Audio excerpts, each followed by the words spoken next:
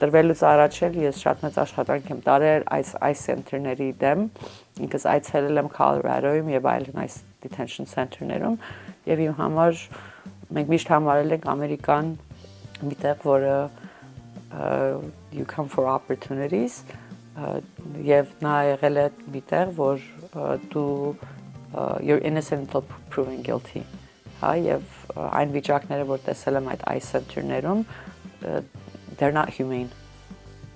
So մարդկային չէ այսքան մոտեցումը։ Մարդիկ շատ են տարածում պարբերաբար նաև Գլենդելի բնակիչները, որ այս կամ այն փողոցում մեքենաներ են կանգնեցնում, փորձում են ստուգել կամ պարզապես մարդը քայլում է, կարող են մոտենալ, փաստաթղթեր պահանջել, իսկապես հունվարից այս կողմ նման իրավիճակ կա, դուք ունեք տեղեկություն։ Չկա։ Կարող եմ ասել, որ այդպիսի բան Գլենդելում չի եղել։ Չի եղել է պահեր, որ օրինակ մարդիկ նաև կապնվել են ինձի, որ ինչ-որ զանգ են ստացել եւ ես կապնվել եմ մեր ոստիկանապետին,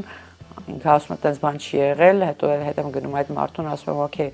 որ ձեզ հետ է եղել, ասում է չէ, հորքուրից հետ է եղել, ասում եմ օքեյ, հորքուրիդ համարը կարող ես տաս, որ իմանանք ինչ ա եղել, պարզվում է հորքուրին էլ չի եղել, հորքուրի ինչ-որ վիդեո է տեսել Instagram-ով,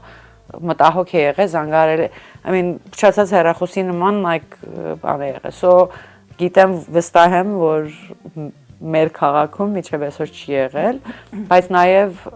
իմանալով ինչ է կատարվում Վաշինգտոնում, կցանկանամ, որ ավելի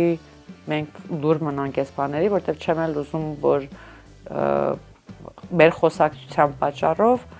Գլենդելը դառնա target